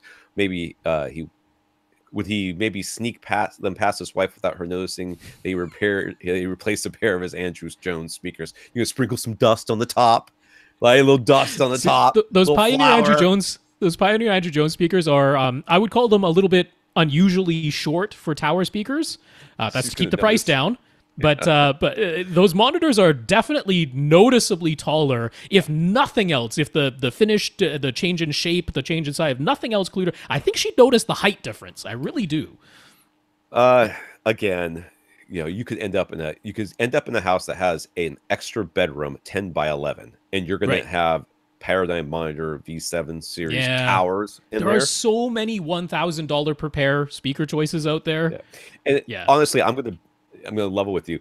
Paradigms do not sound that unique. Okay, right. You can find another Canadian brand of speaker. You could get some EMPs that would sound or very RBHs. Much like sorry, RBHs. That would sound very much. That would be very much true. If you like Paradigms, I can find you some speakers that you like. If you like Golden Ears, I can find you some Golden Ears that you like. Right. Okay. That's the difference right there. We're sticking by our guns here. We're telling you not to buy just yet. Dude, I'm so sorry. And I know it's the fear of missing out, right? What if I miss out on a great deal on speakers I really like? But for this one, there are alternatives. I promise. As time goes by, you're going to find more speakers that you like. And these Paradigms, I guarantee you, if you wait long enough, you keep listening, you will find another pair of speakers that you like more. Guaranteed. Or as much. Or they'll be cheaper. So on a different topic, spending money that we're not going to let you spend. Damon's kids want to start making YouTube videos, but they want to record on a smartphone. So is there a way to plug two lavalier mics into one smartphone? And do we have any recommendation for decent mics? This was the Twitter question, right? It was, yes. And they asked me. I don't know anything about microphones. I mean, I do my research the same way that you would do it. I just go online and look. But if I was going to buy a microphone, I would ask Andrew Gash over who used to do videos for Audioholics, and he is he on Twitter? Is there how do you get into contact with him? I email him. Okay. So you email him, but nobody else. I will have to actually I would text him, to be honest with you. I'm too lazy. I will find out how people can get in touch with him, but I looked for him on Twitter and he did not come up. But that's what I would personally do. So, you know, I'm saying that I'm not the expert on this, and I would just ask somebody who knew better, or I would just Google it and see what people said. So I assume you Googled it and found something. I sure did. Yeah, I don't have firsthand experience with lav mics, so I'm just going by someone else's recommendation. But the main thing was, so there's Rode microphones, which are a very well-known microphone company, and it would not surprise me at all that they make a good lavalier microphone. So it's Rode microphones after all. So there was a recommendation for their Smart Lav Plus. There apparently is a Smart Lav without the plus that is not very highly recommended. It has some hiss to it. Get a lot of S sounds from it, but apparently the Smart Lav Plus is quite good from Rode, but that's just somebody else's recommendation. But the main reason I came upon it is that they have a little device called the SC6, which is exactly for what you want to do, which is plugging in 2 microphones to 1 input on a smartphone. That's precisely what it's for. So you can use, of course, their own Rode Smart Lav Plus little lavalier microphones, plug 2 of those into the SC6. The SC6 is only $20. So you really can't go wrong with that, even if you don't go with the Lav Plus mics, Smart Lav Plus from Rode, which are go for about $60. So all in, you're looking at under $150 for the 2 mics and the little device to let you plug in 2 of them to 1 smartphone. Not too bad, pretty decent. And that'd be a nice way to start this thing off. But I'll tell you that most of the YouTubers that I know of that make higher quality videos, they use DSLRs and a shotgun mic on top. That's just pointed. So there's like this little kind of carry harness thing, which the DSLR sits in, and then the microphone points straight forward, and then of course you're in front of the microphone anyways. 2 people can be in front of that mic. It's not that limited in its scope. But that's quite a bit more money than the smartphone you already have, and under $150. So I'm just saying that would eventually be where you would end up more than likely. I mean, the next step after that is a crew of people to hold microphones and stuff. But there is what you're talking about here, which I think is fine. There's nothing wrong with that. Then there's the DSLR or similar with a shotgun mic on top, and then there's the crew. Those seem to be the 3 steps that people go through with these things. I'm not a huge fan of the idea of lapel mics for this sort of application. Mostly it depends on what they're doing. Right now, if they are if they're going to be outside or whatever, these things can pick up a lot of noise, and wind in particular can be a problem. So there's that to consider. If they are going to be sitting inside where they can sit in front of a mic and or close enough to it's like 2 people, maybe they're like gaming on a couch. Yeah, if they're gaming, I don't see the reason why they need to. But if it sounds like it's going to be video, not of them playing video games, but of them, in which case, depending on their situation, you may want to do a little research as far as what they're planning on doing. If they're going to be really active and moving around, those mics are going to pick up all that movement. So another thing to consider. Chris on Twitter. Since we commented on Chris's purple wall behind his TV, he shared that it was a design committee choice, but he shines a bias light on it, so it looks kind of cool at night. All right. So if you remember, this is a TV above the TV above the fireplace, which is a weirdly inset sort of fireplace. It's very odd. And then, but there's a purple something behind it. And we were like, what is this purple thing? So he has the ability to change the color of his bias light, though. So could that have any impact on the look of his wall? He was considering doing one of those setups where the color of the bias light changes depending on what is being shown on the screen. But how might that look when it's shined on a purple wall? Have you ever shined like a green light on a red wall, or a blue light on a red wall? Because when you shine a blue light on a red wall, you get like a green light. So see, blue on red, you'd end up with it would be kind of greenish. So yellow and red, you're going to get sort of an orangey color. So if you're trying to match what's coming out from behind from the TV, you got to change that purple to white. There's that, but so this actually brings up an interesting thing, because back when the Philips Ambilight system first came out, it was entirely different in Japan. Well, it wasn't functionally. You could have done this in the States, but in the States, they just wanted it to be a disco ball, and that's all you got out of it. Whereas in Japan, they're like, the whole point of it was they gave you a color chart that you would hold up next to your wall. You'd find the thing on the chart that most closely matched the color of your wall, and then you would punch in a code that was on that chart, and the Ambilight would change to the color which, when shined on your wall color, would result in the thing closest to a neutral white. So the way that you work it out is like, let's say you have a blue wall. Right. If you took the point of blue on the chart within the triangle and you drew a line from that blue through the white point in the middle, then wherever it hit that same thing on the opposite side, so like in the case of blue, the opposite side would be somewhere in the yellow range. So you shine a yellow light on a blue wall and you get white. Or you shine cyan on a red wall and you get white. So that would be interesting. You would turn your bias light and it would turn the purple wall behind you white. Yeah. Would be the theory. I mentioned to Chris on Twitter, and he's like, oh, I can try green, because green would be the opposite of, I mean, his wall isn't actually violet, it's magenta. It's a shade of magenta. So you would shine a green light onto a magenta wall, and that should give you white. So he's like, oh, I can try that. He's like, the wall looks like grayish white. He's like, it's kind of freaky. He's like, I know it's purple, but it looks grayish white to my eyes. I'm like, that's what happens, because your wall, when it is magenta like that, it means it's reflecting blue and red light but absorbing green light. Right. That's why it looks magenta. So if you shine white light onto it, you get the blue and the red being reflected back. It absorbs the green and it looks magenta. It looks purple to you. But if you shine just green light onto it, then it's still reflecting the other blue and red light that's from other sources in the room, but there's an excess of green light now reflecting off of that wall, which normally it's absorbed, but it can't absorb it all. So the green light, the excess now, is being reflected, combining with the red and the blue that's coming from elsewhere in your room, and it creates grayish white. So it's an interesting thing that you can do. I wouldn't try the disco ball thing. It's not going to work. No. Yeah. So, yeah, I didn't think about that. That's a really good idea. I had not considered that. I just knew that, obviously shining any color on it, based on what was on the screen, was not going to work. You get a different color to your eye.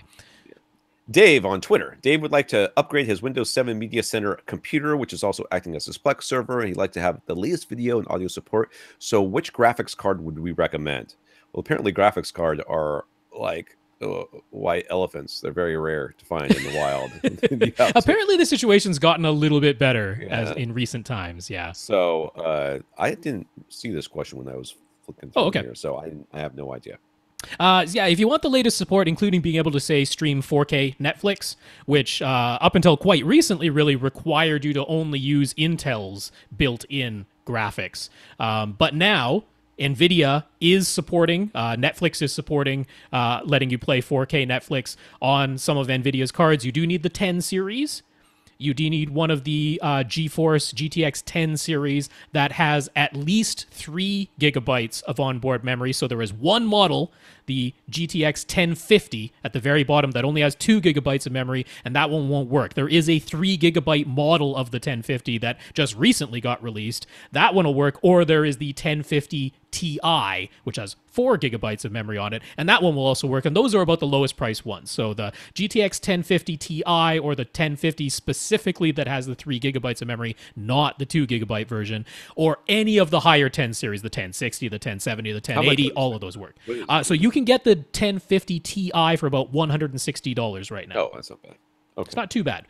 If you want to do high-end gaming, it's not a super high-end, although it's quite a decent graphics card even for gaming, the 1050 Ti. It's not a total slouch on that front at all. But if you're doing higher end gaming, you'd want something else. But it sounds like it's a media computer. It probably wants the lower price. So 1050 Ti is the one that's easy to find. There you go. Nick asked, what are our thoughts on the NAD T777V3 version 3 receiver? First of all, NAD hates me. So let's just put that out there. You know what? Maybe it's NAD that's down below our videos. Well, I wrote one article about NAD's receiver saying that it's going to come back up in this thing right here. After this, article, they got so mad at me. Okay, so it's a $2,500 price tag puts it in line with the most expensive Denon and Marantz receiver models, or with Emotiva's XMC1 processor. But what sets the NAD T777 apart and caught Nick's attention is that it includes DRAC Live LE, with the option to pay to full DRAC Live. Which, by the way, on their website, it doesn't look like it's LE. So I don't know where. Yeah, it's in the small print. It is mentioned there. They just say it has DRAC. They just Live, say it just has DRAC Live. I know. Yeah, which is not the same as LE. And while the T777 comes with 7 amplifiers built in, who would have guessed? It can be expanded to 7.2.4 using 4 external amps. It also has NAD's modular design construction so that the video and audio processing boards can be replaced in the future to support new formats or specs. And that's what I got in trouble for, because I said that in that preview article, whatever it was, I was looking at their receiver. I was like, that modular stuff never works. No, they never support it, blah, blah, blah. That was years ago. They're still supporting it. So clearly I was wrong.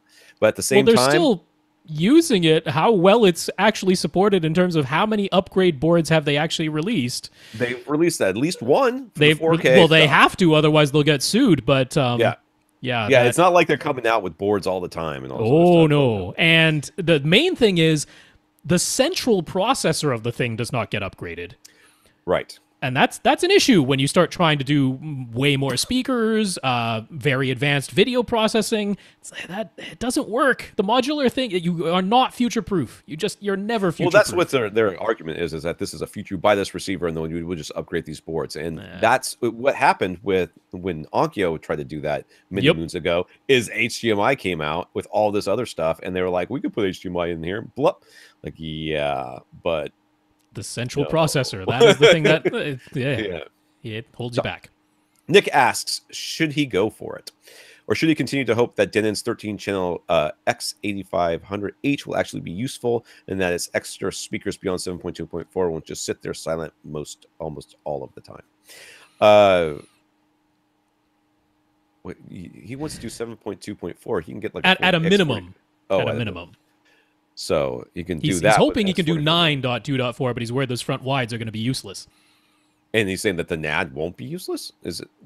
Well, no, it's just be 7.2.4. That's where that thing would max out. Right. Yeah. I'm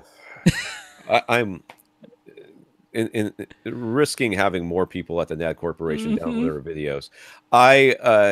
I'm still not on board with the modular design. Me neither. I'm sorry. Well, mainly because it's been done before, and not only by NAD, other companies have done it too, and it's just, it never works. It never does what you're hoping it will do, which is allow you to keep the thing for many years beyond where you would normally upgrade. You always end up just upgrading when you normally would have anyway. Think about your computer, man. I mean, your computer is modular. Most computers are modular design. How many of us on the regular go, you know what? I know this computer's slowing down, so I'm going to go get another graphics card, or I'm going to go get whatever. You're like, no. You're going to replace the CPU, which is basically the whole thing. So you might as well just get a whole new computer. Right. And that's what ends up happening here, too. It's just cheaper.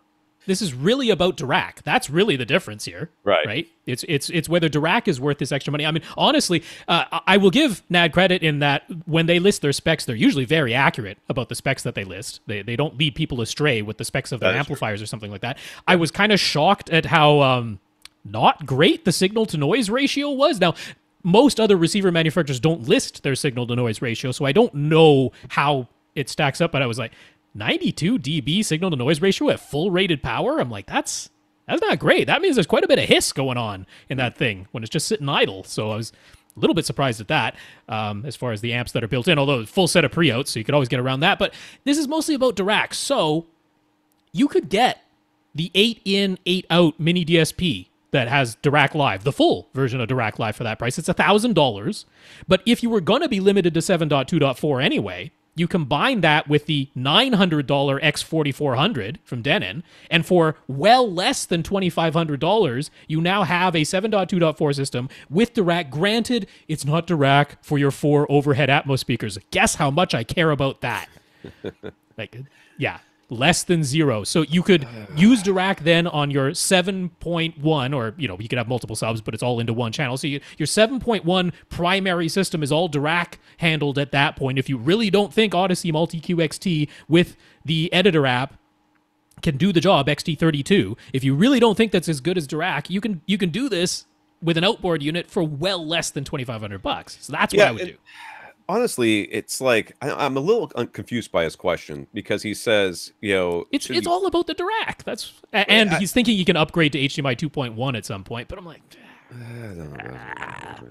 maybe. And I bet you it's going to cost money. It's not going to be free, right? And you're already spent $2,500. What I'm saying is, you could buy, and you're right. If it's not about Dirac, if there's something else going on here, the modular design attracts you or whatever. But if you just look at the price tag, you could literally buy 2 accessories for less receivers. You buy one now, price. And you buy another one in the future, and you still haven't spent $2,500. That's right. It's a modular design. It's one module, then you throw it away, and you buy a different module. They're just in the shape of a receiver. Big module. They're big module. Big and module. Instead of plugging them into another box, you plug them into a wall. That's it. Yeah. So you'll get your HDMI 2.1 for sure.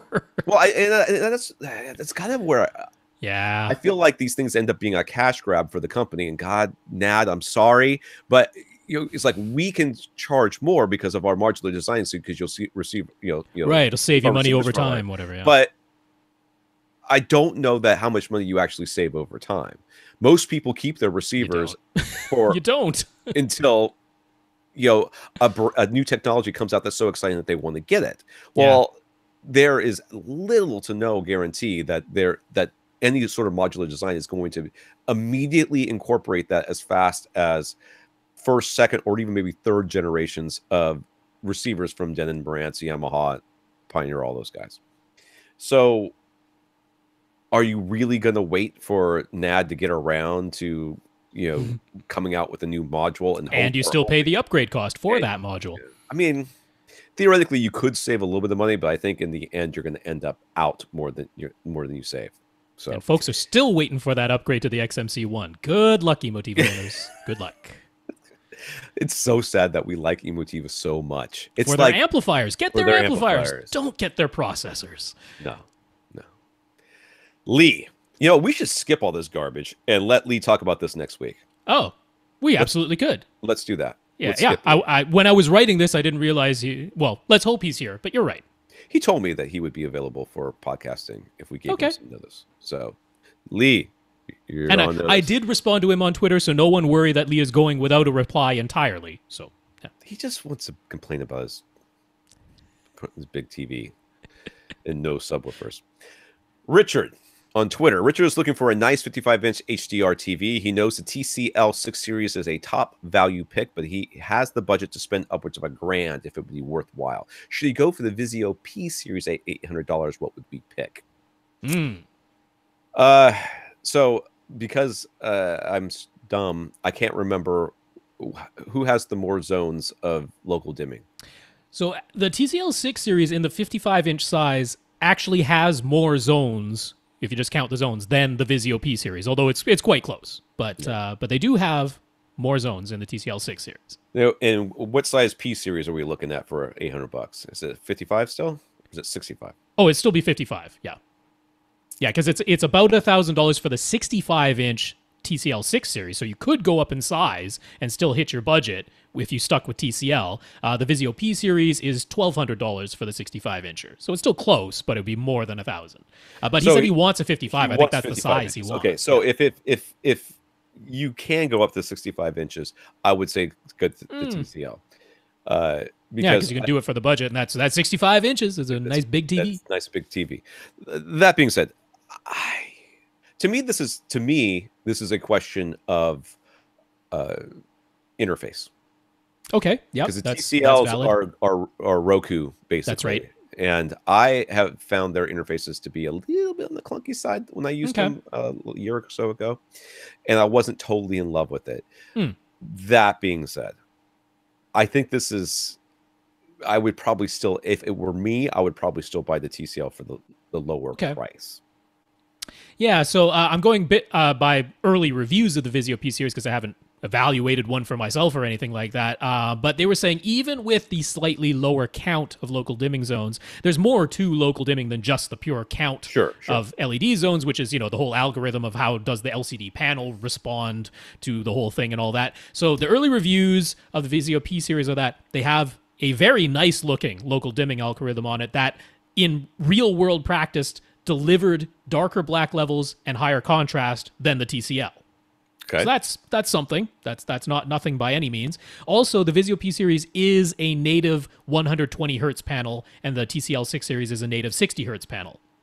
Okay. It doesn't help you for gaming. It doesn't let you do the variable refresh rate. The Vizio P Series doesn't support that. But it is a native 120 hertz panel. It was measured with very, very low input lag. So if gaming is a thing, it's definitely good for gaming on that front. And, with the higher refresh rate panel, you can do the black frame insertion, or you can do more interpolation if you like the soap opera effect, whatever. So there's a few advantages to having 120 hertz. I'm mostly worried about the black levels and contrast. If the early reviews are to be believed, and it does look a little bit better in real world practice, that's the way I would lean for the extra $200. I could get on board with that. Yeah, and I very much agree. It's Roku versus Chromecast built in.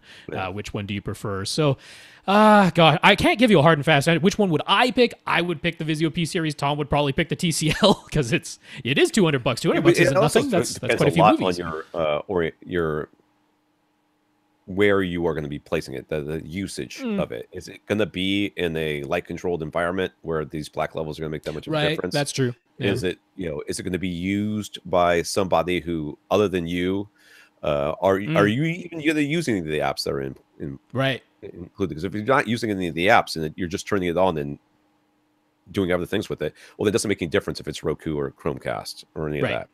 So, I mean, some of this is usage. So, what I think say you can go is, with either and be fine. What I will say is quite clear is that Vizio's M series, which we used to be all on board with, we really liked the M series before, but the M series compared to the 6 series from TCL, because the prices are essentially identical size by size, but the 6 series is, according to all the reviews, quite clearly outperforming this year's M series. Okay. So if you do need that lower price point, it seems pretty clear that you go with TCL 6 series. Whereas if you got a little bit more money to spend, the Vizio has the Vizio P series this year, not that much more expensive, and has some little upgrades that may or may not be worth it to you. So I'd go buy that. Niels asks, do we have any opinion about SonarWorks TrueFi? It's a headphone EQ program for either Windows or Mac. They have individually tuned EQ profiles for 151 different headphone models, with more models being added. And while you can manually customize the EQ for your own hearing and preferences, by default, their goal is to correct the response of the headphone models they've measured to a recording studio sound. There's a demo and a 10-day free trial, and if you buy it for $79, they say you'll receive all future updates without ever being charged extra. Said every game manufacturer ever about downloadable content. Are they a reputable company worth giving a shot? I don't know that I've ever heard of them. They're Australian. I have seen similar services being offered from time to time, and to me, it's clearly, you can test it for 10 days or whatever. Yeah. Or you can just do the little demo that's right on their website. Yeah. Oh, sorry. Are you there? Yeah. I apparently so bandwidth. So I'm now closing. It's doing stuff. Okay. So, we're back. You can try the 10-day free trial. You can see how it sounds with your headphones. But the reality of it is you're not going to buy enough headphones to make this worth your while. If you're, that's true. Yeah. If you're going to buy, I ask you this, for $80 to correct one, possibly up to 3 sets of headphones that you're going to have over your lifetime, is that worth it? Because to me, it super isn't. Right. So, a lot of people know the name Tyle Hertzens from over at Inner Fidelity. He's actually retiring now, so he won't be around to do his headphone stuff anymore. But a lot of people went by his, and so he gave it like a try. He didn't buy the thing, but he did the little trial, and he was like, meh. So that's a guy who like lived and breathed headphones all the time. That's another thing too. So, if you have good headphones, yeah, that's right. This is like you can take earbuds, and I've experienced this where there are apps that will correct for the Apple earbuds, right? That make them sound so much better than they actually sound. That's because they're garbage, right? So garbage, you have so much room to make them better, right? Get a planar magnetic headphone from Audis or these Oppos, if you could ever find these again, and try to make them sound a lot better, because there's just not that much room. Right. So it doesn't surprise me that a headphone expert would have a hard time giving this any sort of recommendation, because what exactly do you think they're going to do to a decent set of headphones? Right. They can. And if you're getting it for the manual EQ stuff, you can do that without paying $79. Right. So I personally, if you're really into headphones, you've got tons of headphones. First of all, if you're really into headphones, you have tons of heheadphones. Then why do you want them to sound similar? Yeah. Yeah. Why are you? What was your point, to having all these headphones? Because if some of them are lying around unused for reasons of how they sound, sell them and buy the headphones that sound the way you want them to sound. Yeah. I just don't see it. I don't see it. No, everything about their website entirely looks like they're a startup that is hoping to get bought by somebody. That appears to be the business model. Somebody buy us. Having gone through the whole thing with Synemia that I mentioned at the top of the podcast, try to contact them. See how their contact response is. They don't have a phone number. I looked for it. There's no way you can call them. So see if anybody responds to their emails, because Synemia doesn't. And I'd go figure out if they're reputable that way a little bit. But I'm not compelled by this. I really am not. So yeah. Brent on Twitter. Brent found a refurbished Denon X4300H for a little over $800.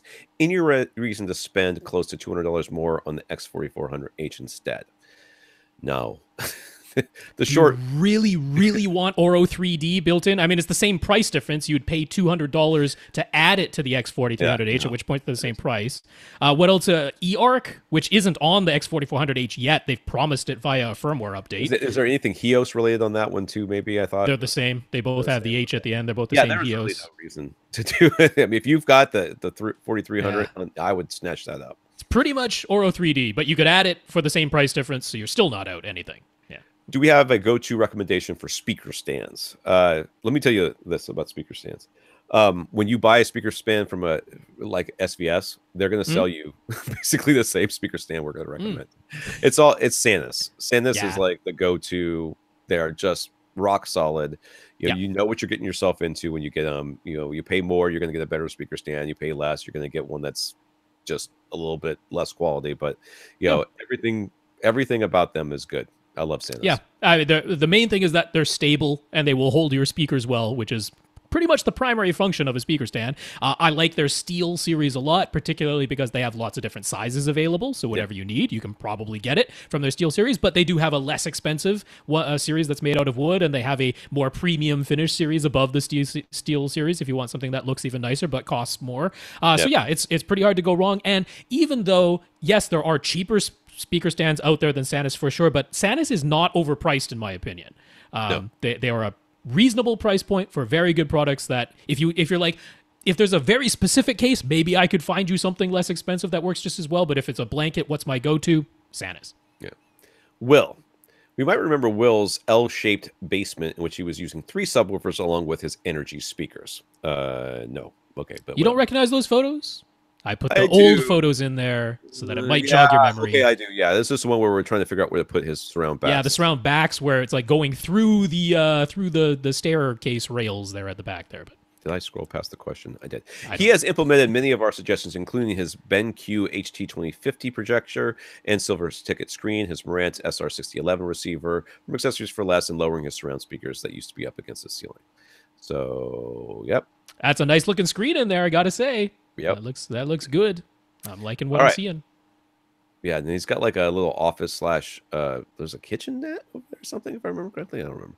It's a office thing. So now it's a subwoofer upgrading time. His room is about 3,500 cubic feet in total, but he's not looking to fully pressurize it. Why? He likes to listen at a lower volume anyway, so his concern is extension much more than output. Well, hey, when you get extension, you're getting output. Sorry. He's actually using 4 subwoofers right now, but they are all smaller budget units, and none of them come close to getting down to 20 hertz. So he wants to hear what he's been missing in that lowest octave, but what's the most cost-effective way to get it? Could he just replace one of his 4 subwoofers and let that lone sub handle all the stuff below 30 hertz? With a single SVS PB1000 be sufficient? 3,500 cubic feet. Yeah. SPB 1000. I don't like. I mean, it is going to play pretty darn flat down to 19 hertz. It's not going to have the output to handle 3,500 cubic feet, but he doesn't want to pressurize anyway. You still want to hear it, which means you need to be hitting at least 85 decibels. Yeah. It's questionable to me. Yeah, I would go with the cylinders, I think. Oh, that would, I'd be very, very okay with a PC 2000. Yeah. Or any of the 2000 series, PB 2000, if you don't mind the gigantic size. Right. I think in your room, I would go with the cylinder sub. And that would make a lot of sense. Place. Now, do I think you should just get one and then leave all those other subs farting around in there? No. I'll be honest with you. I mean, I don't remember what the other subs are. He said they're they were a mix. There was like a little 10-inch Velodyne. There was some 10-inch 10-inch Energies, I think. I'm pretty sure you had a Dayton in there as well. I would probably just put the SVS in there and turn the rest of those bad boys off, and then see what you get. Because and then maybe get a second PC 2000 somewhere down the road. Yeah. Yes, that's what I would do. I would get rid. I would sell all those subs to buy the PC 2000, and then just live with that. I am in agreement with that. I mean, it looks as though he's primarily, or you know what? I'm thinking he did say at one point that he does care about the whole seating area. So that is a bit of a challenge, but you're still kind of better off replacing what you have in this scenario versus trying to add to it. Yeah, the reason is when you have all these other subs that are doing stuff in there, they are hitting different frequencies, low points. They're having different frequency responses, and they're in different places of the room. So you're adding so many variables in there, and we don't know if they're distorting or not. And if they almost certainly are, yeah. If they are budget options, like you're saying, I'm assuming that down at the frequencies that you want to hit, these things are trying to hit it, and they're probably making noises that shouldn't be made. And it's going to mess up the experience that you're going to have from the SVS. The SVS will play cleanly down to those frequencies. Yes, it will. And then at that point, you can start moving it around and doing other things to it. And because it is a cylinder, you can lie it down on its side behind the couch. Yep. You can put it in the corner. You can put it in a different corner. You can roll it to wherever you want it to go, and they're not that heavy. So I'm just assuming that those other subs are at best not going to make very much a difference, and at worst going to make things sound worse. So this is a replace, not add to situation, in my opinion. Yeah, ultimately I would like for you to be able to get a pair of PC 2000s, but I fully understand that might be can't do it all at once. That is quite a lot of money. I'm on board with Tom's plan there. Last but not least, we have Everything is Awesome. This is another screen name. Another screen name. That's the only name I got, so that's what I'll go by. As a dedicated theater room with full lighting control so it can be pitch black when the lights are off, they want a DIY projection screen, and the front runner is to get a screen material from Carl's place. Mm-hmm. Who is Carl? Who is this Carl? I don't know. Should they stick with the 1.1 gain Flexi White, or should they consider a 0.8 gain Pro Gray material to make the black levels a bit deeper? I am full light control. Isn't this? I mean, with full light control, I don't see why you need to go with the Pro Gray material in any way, shape, or form. Because if you go and turn off the lights completely, then it's black. Yeah. If it's black, it doesn't make any difference what color that your screen is white. You still cannot see it. Therefore, that is as dark as your screen can get.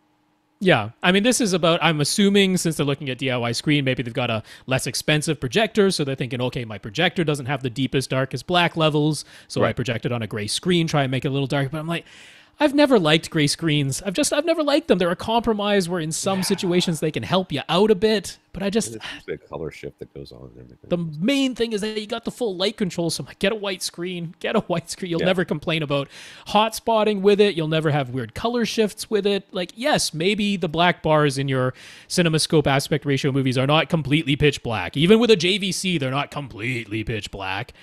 But they're not completely pitch black in here, and I've got full light control as well. So there you go. I gotta say, get the white screen. That's all the way, in my opinion. Right. I don't see any reason for you to go with anything else. So we are okay. Let's not do that. Scrolling to the top. I will mention we received questions from Martin and Rob. Those came in yesterday on a Monday. I'm still mostly cutting off the questions on Sunday night. So, okay. But we've received your questions, gentlemen. You will definitely be answered next week when somebody other than Tom, I will be here, but somebody other than Tom will be here. And we're hoping, since we skipped over Lee, that it will be Lee so that we can talk about all the things that Lee sent in. Yeah, I think it'll be best if you talk about Lee. You can talk about Lee at the beginning of the podcast. It'll be nice. With himself. Nice. He can answer his own questions, you see. That's right. It is mostly a discussion. It was largely comments. Add the question. You could have them. You don't even have to do that because it's mostly comments anyways. You can just do just have them talk. That's right. He won't stop talking anyways. Anyways, all right. Oh geez, yeah. We can really comment on someone else. You guys, not talking. You guys. Hey, everybody, buckle in for a 3.5 hour podcast next week. No, Lee doesn't get to stick around that long. So. Oh, and it might be an evening thing. Who knows? Everything's going to be different next week. We'll find out what happens.